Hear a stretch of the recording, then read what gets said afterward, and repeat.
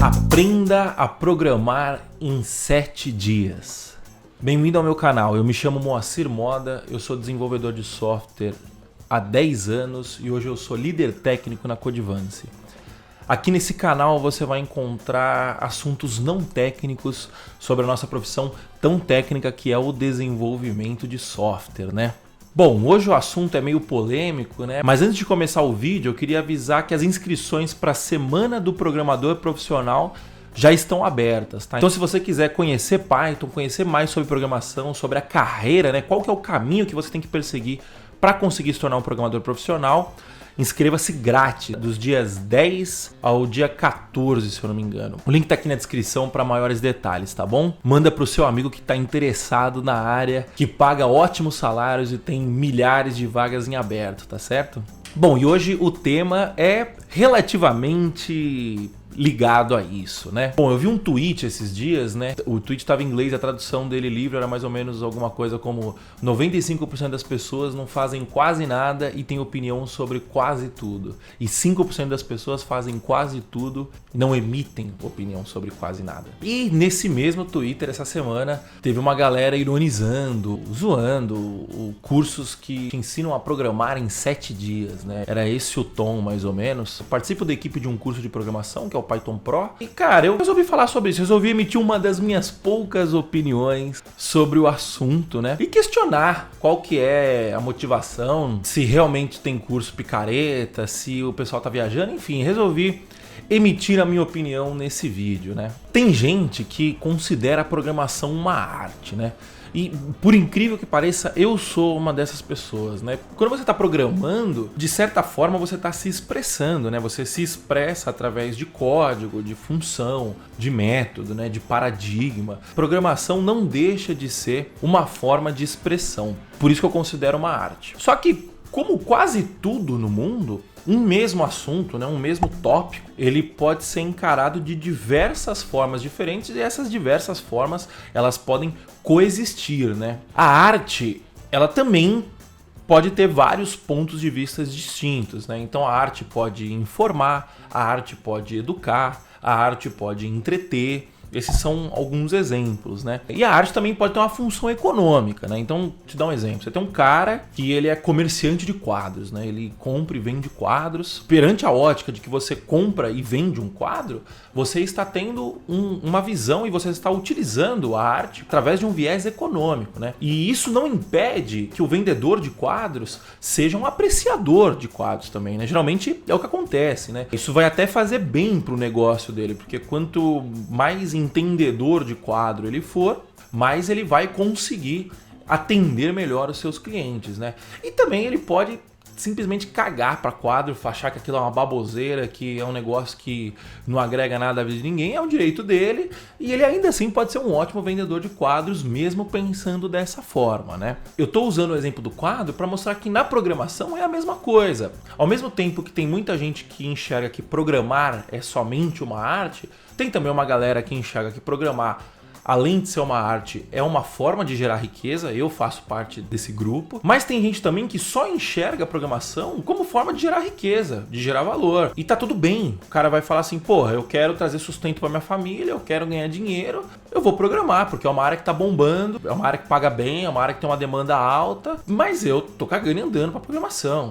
E se o cara pensar assim, não tem problema nenhum. Eu arrisco a dizer, inclusive, que a maioria das pessoas que trabalham com programação trabalham dessa forma, ou com tecnologia de uma forma geral, tem essa visão. É um chute, obviamente, isso não tem nenhum tipo de pesquisa, né? Mas empiricamente eu acho que faz sentido fazer essa afirmação, né? E, de novo, não há problema. O cara pode enxergar a programação como uma arte, ele pode enxergar como arte e como geração de riqueza, e ele pode enxergar também só como geração de riqueza, e tá tudo bem. Tem espaço para todo mundo. Por que eu tô fazendo essa introdução, né? Porque tem uma galera que acha que programar é uma nobre arte. Todos que participam de alguma forma desta arte têm que encarar a arte exatamente dessa forma, né? Quando você parte dessa premissa, para você dominar a técnica, dominar essa arte, você precisa de anos e anos e anos de prática, né? E você só vai poder adquirir o nobre título de programador se você passar por mais diversas experiências e estudar 8 horas diárias durante 20 anos, né? E aí eu questiono, né? Então, um Hellis mortal que fica fazendo formulinha no Excel, mas que consegue automatizar um monte de processo numa empresa e gerar valor para sua empresa, ele não é um programador? Ou então aquele cara que está começando, que vai para um WordPress da vida, ou então que pega um framework que faz tudo e mesmo assim consegue entregar um produto muito bem acabado para o cliente dele e resolver o problema desse cliente, esse cara também não é programador? É lógico que esse cara é programador, porra. Esse negócio de, para você ser programador você tem que estudar durante anos, isso daí é ataque de pelanca. A pessoa se ofende porque ele é um programador experiente e ele está sendo colocado no mesmo nível de um programador iniciante. Todo mundo é programador, porra. Se a gente olhar pelo ponto de vista que é o que eu gosto de olhar, que é o que faz mais sentido para mim, que é o ponto de vista da geração de valor, da geração de riqueza, todo mundo aqui no fim das contas é resolvedor de problema. O programador experiente resolve um tipo de problema que demanda um know-how maior, demanda um repertório maior, uma experiência maior, um conhecimento maior.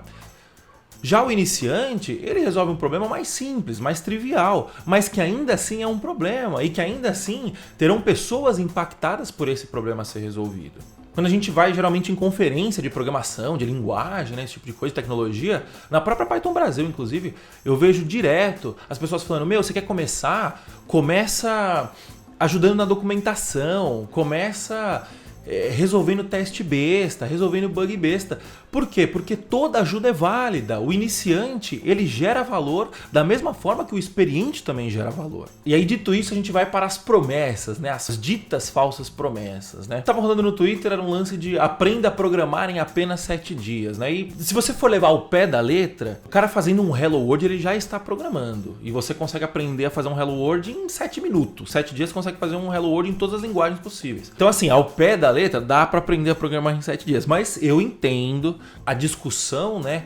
É muito mais sobre o que vem implícito nessa promessa, né? Então dá a impressão que o cara vai aprender em 7 dias a programar num nível que ele consiga arrumar um emprego, que ele consiga exercer essa técnica profissionalmente. Obviamente não é o caso, né? Não vou falar que é impossível, que eu não sei, mas eu nunca vi, eu acho virtualmente impossível uma pessoa conseguir sair do zero e em 7 dias atingir um nível mínimo que possa usar esse conhecimento adquirido para trabalhar profissionalmente, né? Não foi uma puta discussão, né? Também, claro, deixar isso que foi alguma coisa assim que algumas pessoas falaram, tá? Mas assim, o fato da promessa beirar o absurdo, né? Que é aprenda a programar em 7 dias, me faz questionar que curso de fato tá oferecendo isso, né? Eu não vi, e assim, eu trabalho lá no Python Pro.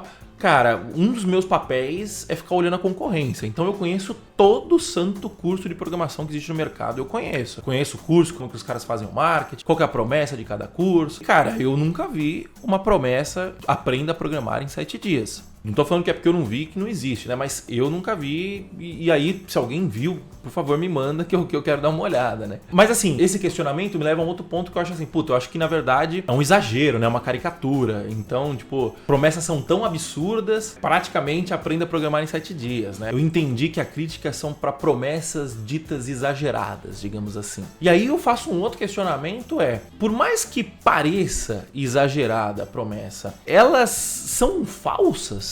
Vamos pegar como exemplo a promessa que a gente faz no nosso Bootcamp, que é o Bootcamp Python Pro. A proposta do nosso Bootcamp é tornar o aluno um programador profissional em questão de meses e ter acesso ao mercado que paga altos salários e está repleto de vagas em aberto. Então, se você for nessa galera que são os arautos da programação, com certeza essa galera vai achar essa promessa um absurdo. Só que agora vamos aos fatos. A gente vive num país, uma capacidade técnica assim baixíssima, muito pequena, muito pequena. Existem pesquisas que dizem que 3 em cada 10 adultos são analfabetos funcionais. Empiricamente, eu acho que essa pesquisa está errada. Pelo que eu vejo no dia a dia, não acho que são só 3 em 10. Eu acho que é muito mais que isso, né? Mas enfim. Essa do 3 em 10 eu tenho a fonte. Coloquei no post. Tá no link da descrição aqui embaixo. Mas eu já vi pesquisa de tipo 1/5 dos adultos que chegam na faculdade chegam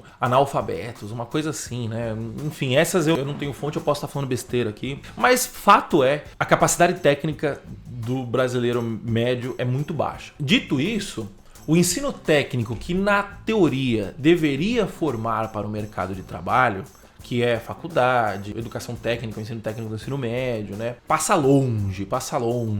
Faculdade não ensina Git, faculdade não ensina entrega contínua, faculdade não ensina nada disso. O cara ser um programador profissional, a faculdade não prepara o cara para a técnica de fato, né? Ferramental, a forma de trabalho, não prepara. E do outro lado, a gente tem uma demanda latente por programador. O mundo moderno, ele foi completamente tomado por tecnologia, né? O comportamento humano não se desassocia mais de tecnologia. Tudo que você faz hoje tem tecnologia no meio. Você tem micro-ondas que você esquenta a sua comida, tem tecnologia. O seu celular, você está na internet toda hora, aplicativo, software, agora IoT, inteligência artificial. Cara, não existe hoje em dia algo na vida do ser humano que não envolva tecnologia, né? Até comida tem tecnologia. Então, assim, para essas tecnologias serem criadas, serem implementadas, receberem manutenção, elas precisam de profissionais capacitados. E aí o que acontece? Como o Estado brasileiro não forma um cidadão capaz e a faculdade também não forma um cidadão capaz, o que a empresa faz? A empresa pega o cara que já sabe mais ou menos alguma coisinha e a empresa forma esse cara lá dentro. Isso é padrão no Brasil. O Renzo cansa de dar workshop interno para a empresa ensinando Python para treinar a galera, porque a galera chega sem saber. Então, num cenário desse, é só você ensinar o básico para a pessoa. Com esse básico, a pessoa vai conseguir a primeira oportunidade dela, ela vai conseguir o primeiro estágio, ela vai conseguir, quiçá, até uma vaga de programador júnior já, você entendeu? Num bootcamp de 3 meses de duração, é perfeitamente plausível você conseguir ensinar o básico pro cara. O que é o básico? Versionamento de código, programação procedural, um pouquinho de programação orientada a objeto, entrega contínua, um framework de mercado. Esse básico é possível entregar em 3 meses. Se você tiver dúvida ainda disso, é só olhar o nosso histórico. Eu consigo lembrar aqui de cabeça fácil 10 pessoas que conseguiram emprego antes dos 3 meses, né? O nosso curso é vitalício, o suporte é vitalício, o fórum tá lá, vitalício também. Então, beleza, não precisa ser em 3. Eu concordo que a galera que consegue em 3 ou em menos de 3 meses já entrar no mercado de trabalho é muito mais exceção do que regra, obviamente. Mas, 10 meses, 12 meses, 15 meses, ainda assim é um período muito curto.